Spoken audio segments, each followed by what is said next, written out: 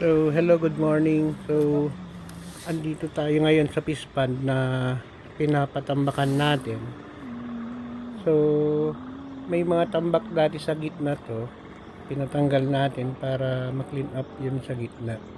Pero yun yung mga nyog, nagtira tayo para may may sisilungan yung mga bangos, sugpo or kung ano yung ilalagay natin. So, dati ito, magkakadugtong. Kaya naglagay kami ng isang cubicle. So around 5,000 square meter tong pinagatambakan natin. So nagulat tayo kasi mahal pala. More or less 500,000. Tapos hanggang 700,000 po yung nagastos natin. Hayaan mo na para tulong lang sa mga tao. Kasi kung ganun na halaga sana yun pinang-hire natin ng backhoe or ipapawag ko natin malalagyan na tong mapapaayos na tong 4 na hektarya. So napasubo po tayo, di bale para makabawi, mag-iisip po tayo kung ano yung pwedeng ilagay. So ang suggestion ko sa kapatid ko, maglalagay tayo ng dito ng fry na bangos kahit 100,000 or 200,000 lang, saka sugpo. Kasi kapag banamay po, usually mabilis lumaki ang banamay, pero sa labas ng fish pond, ilog, wala pong nabubuhay na banamay. So ibig sabihin, hindi pa adapt ang banamay dito sa Cagayan. So etong kabila po, balak din namin lalagyan to ng tilapia, pero magpapaanak po tayo dyan. So dati dito sa kabila, itong kalahati nito, yung bandang dulo ng nyug na yan, naglagay ako dati dyan ng 37,000 na bangos. Lumaki sila, 6 na piraso bawat 1 kilo. 27,000 dati yung nilagay natin dyan. So pinapakain ko lang dati yung lablab. Tapos nung medyo malalaki na talaga sila, hindi na enough yung lablab na galing sa labas, nagpakain na tayo ng floating pellet, yung pellet. So kung pagdudugtungin to, pare 4 na beses kumpara doon sa pinag-alagahan natin. So kakayanin nito ng 100,000 na bangos pag lumaki. So naisip ko na bangos ang ilalagay natin kasi nga kapag nagpakain ka ng bangos, may mga hindi sila nakain, yung mga lulubog na mga floating feeds, pwedeng yun yung pagkain ng mga sugpo. So yun. So bali tayo maglagay ng mga fry dito, kailangan nating i-drain po ito. Tapos lalagyan na lang siguro ng tea-seed. So ang fish pond natin wala pang pasngaw or prensa, lagusan ng tubig. Ang balak na lang natin ilagay ay tubo or yun PVC type, kahit 8 inches to 12 inches ang laki ng tubo, para in and out yung tubig pero hindi masyadong malakas. Mas maganda po yun kasi kapag in and out yung tubig, kapag umulan na malakas, yung salinity ng tubig madidissolve, minsan naninibago yung mga laman. So mas maganda, mas maliit yun, in and out na tubig, papasok sa prensa, controlled mo, hindi magugulat yung mga bangos, hindi sila pwedeng mamatay. So pwede natin maglagay dito ng 4 or 2 or 4 na tubo, depende, obserbahan pa rin natin. So hopefully by February makapaglagay na tayo ng lagusan ng tubig na PVC or prensa. At the same time, ma-dry natin tong fish pond, i-drain natin. So etong kabila naman, ito yung sinasabi ko, papalinisan natin dito. Maglalagay tayo ng 1,000 tilapia siguro, brackish water na tilapia. Tapos i-drain na, ipupukot natin yung mga anak na makukuha natin dito ng tilapia, alagaan natin dito sa kabila. Pero may experience kami na yung mga anak ng tilapia, pag sinama mo sa mga fry fingerlings ng bangos or fry ng bangos, kakainin nila yung mga fry ng bangos. Eto, konti na lang po yun, hindi natatapos. Matatapos na rin sa sa hopefully one day din lang, kasi may mga ilan dito pa sa gilid. Yun na lang mga hindi natatapos. So, konti na lang hindi nila pagdudugtong tambak. So yun yung mga balak po natin na ilagay, kasi kung alimango yung lalagay natin dito, kakainin yung sugpo. Or kung lapo-lapo naman, kakainin nila yung mga bangos. So yun pwede nating ilagay, bangos saka sugpo ang pwede nating ilagay. Ngayon, dati itong tambak na to medyo mababa, pero hindi naman na umapaw yung tubig nung si Bagyong Goring at saka si Egay. Malalaking tubig po yung dumaan dati dito. So pinatong pa natin, nagpatong pa tayo ng tambak ng mahigit 1 metro, yun yung pinatong.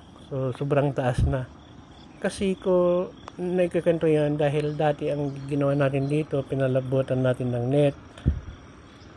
Yung net, nag-alaga tayo ng bangos malaga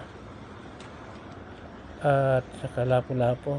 So nagkainan, wala pa tayo masyadong experience dati, nagkainan. Ang masama, nabantay sa lakay po tayo. So try ulit natin. Medyo malaki ng nagastos natin dati, pero ngayon i-try ulit natin. Baka sakaling mag-click, makabawi man lang po. Kasi kung sakaling makakabawi tayo, papagawa natin yon kabila. Pwede natin bumili ng backhoe or umupa ulit para panlagyan naman ng crabs. Tapos sa kabila, alimango, ganun. So gagawin natin na 4 na cubicle yan, 4 na hektarya, pa 1 hektarya bawat cubicle. Ito idudugtong na lang natin siguro sa kabila para maging 1 hektarya. So ang lalim niya mahigit hanggang chest, kapag mahigit sa halos hanggang balikat na yung lalim niya kapag may prensa na to, kasi wala nang lagusan ng tubig, hindi na nakakaalis yung tubig, kaya mas mababaw to kaysa sa labas. So bali yung tubig niya ka-level ng low tide. So akala namin dati konti lang yung magagastos, pero nagulat kami kasi mano-mano lang po yung gumawa. Saka yung kontrata, malayo din yung pinagtatambakan ng mga pilapil ng lupa sa gitna. So bawi lang yun siguro yung mga pagod ng mga trabahador natin, kaysa naman nag-hire tayo ng backhoe. Nakikinabang yung mga taga-lugar natin dito sa Ugay, Cagayan. Kikita nyo naman, maghapon sila dyan, alas 5 pa lang nandyan na po sila, tapos alas 3 uwi na po sila kasi mainit na po. So pupunta po tayo sa kabilang fish pond. Ito yung waterway ng fish pond natin, Parensa, Ilog. Ito naman yung bahay natin na sementado, pero papaayos din natin kapag nagkapera tayo. So yung fish pond natin, tabing highway lang po. Pag lumabas tayo dito, ito yung waterway na tabi ng kalsada. Tapos ito na yung tulay palabas sa fish pond, highway na po. Yan. So pupunta po tayo sa kabila. Titignan natin yung inalagaan natin na mga tilapia, kasi November 15 sila ngayon. Ngayon February 15 na. So 2 months na po sila. Ito yung way mapapauwi sa amin. Sa kabila naman yung papuntang Ispang. So niliko tayo para tayo sa kabila, yung pinagalagaan natin ng mga tilapia.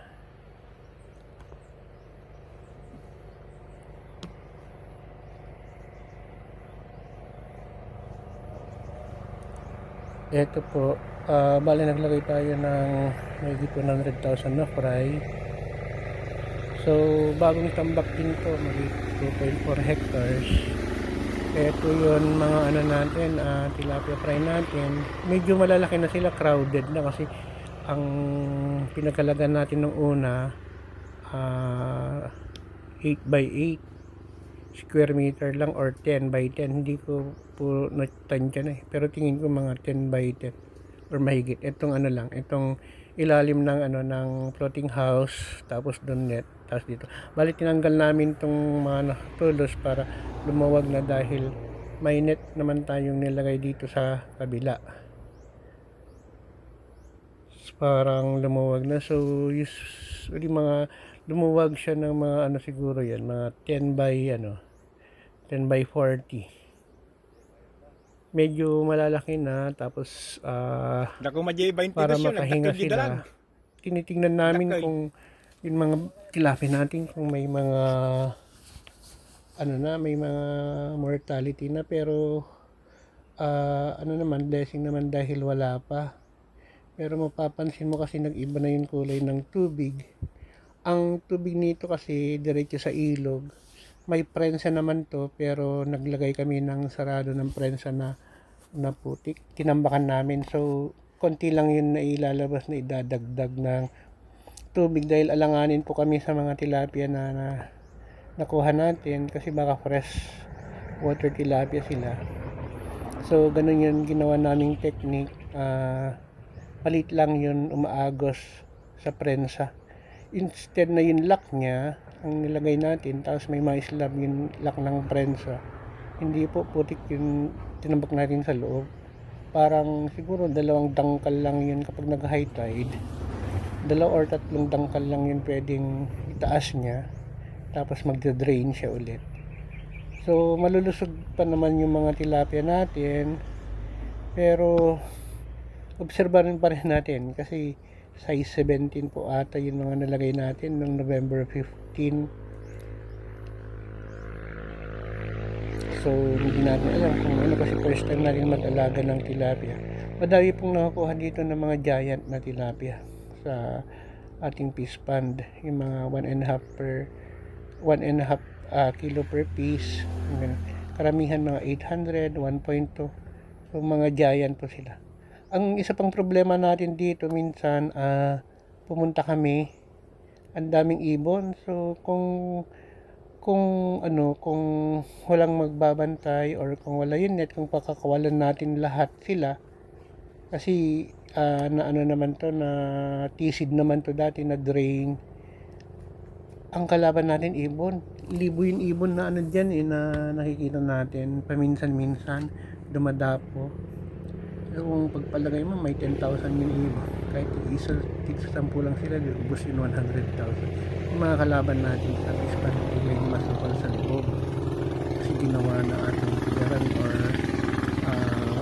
ginata na ng mga ibon, kasi dyan sa pagkalampas ng mga barangbang na to saka mga tika, minsan kapag pupunta kami ng hapon, ang dami, libo talaga yung ibon. Minsan na i-post ko na nung malakas ang hangin, tapos maulan, tapos biglang nagsilaparan dahil nagbangka si Kadong, yun, ang daming ibon. Tayo, ubos sana yun kung pinakawalan natin yung tilapia.